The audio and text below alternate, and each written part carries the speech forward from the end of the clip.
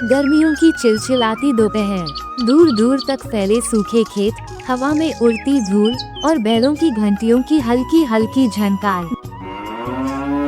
धनराजपुर गांव के सिरे पर सूरज की तीखी किरणों तले दो भाई रघुनाथ और बलराम अपनी किस्मत संवारने की जिद में हल जोत रहे थे। बलराम, देखना, ये मिट्टी आज भले सूखी लग रही हो, लेकिन हमारी मेहनत का बीज कभी बेकार नहीं जाता। बस थोड़ा और जज्बा रख।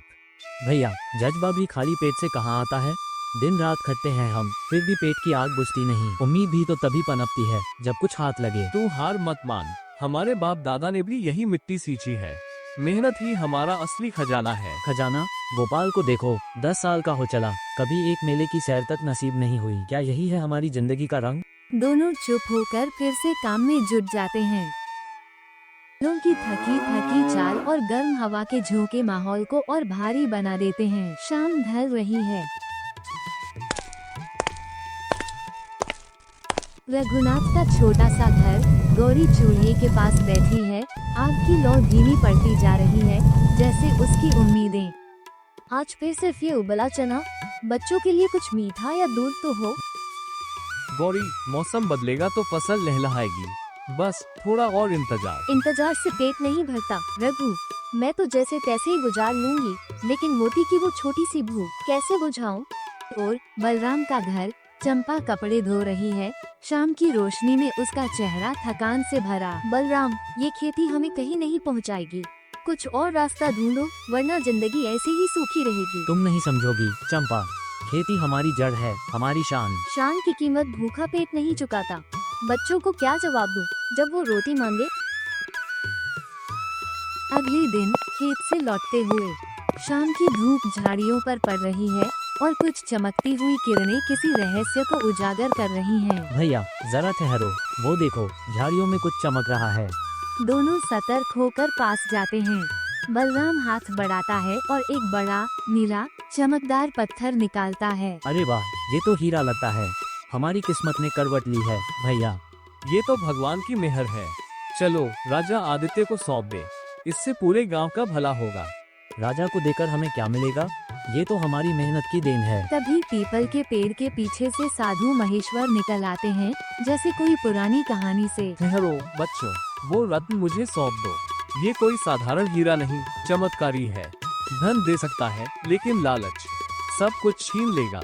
बाबा, अगर ये रत्न हमारे पास रहे तो मैं वचन देता हूँ, इस गांव में कोई भूखा नहीं रहेगा। हर जरूरतमंद के लिए मेरा दरवाजा खुला होगा। हाँ, मैं भी वचन देता हूँ। पर बलराम की नजरें कुछ और कहानी बयान कर रही थी। साधु महेश्वर एक पल को दोनों भाइयों को गौर से देखते हैं, जैसे उनकी आत्मा का वजन तौल रहे हों। रघुनाथ, तेरे दिल में सच्चाई की रोशनी है, पर बलराम, तेरी आंखों में लालच की छाया झलक रही है। सुन लो, ये रत्न तुम्हारी नियत की परीक्षा लेगा। इसे संभालो, लेकिन याद रखो, जो दूसरों का पेट भरता है वही असली अमीर है। साधु महेश्वर धीरे धीरे पीपल के पेड़ की ओर लौटते हैं। उनकी आकृति धुंधली होती जाती है, जैसे हवा में घुल रहे हों। दोनों भाई चुपचाप रत्न को देखते रहते हैं। उनके मन में अलग अलग सपने उमड़ रहे हैं।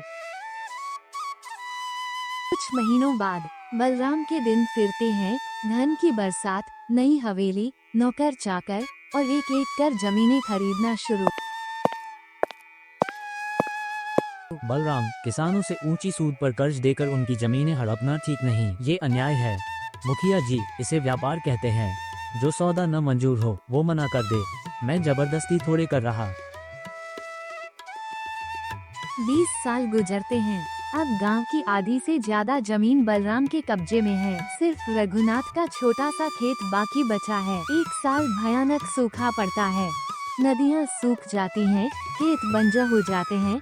अनाज का एक दाना भी दुर्लभ हो जाता है, जैसे भूख ने पूरे गांव को अपनी चपेट में ले लिया हो। बलराम भैया, बच्चों के लिए थोड़ा अनाज दे दो, भूख से तड़प रहे हैं हम। अनाज मिलेगा, लेकिन कीमत चुकानी पड़ेगी, तुम्हारे घर और बची जमीनें।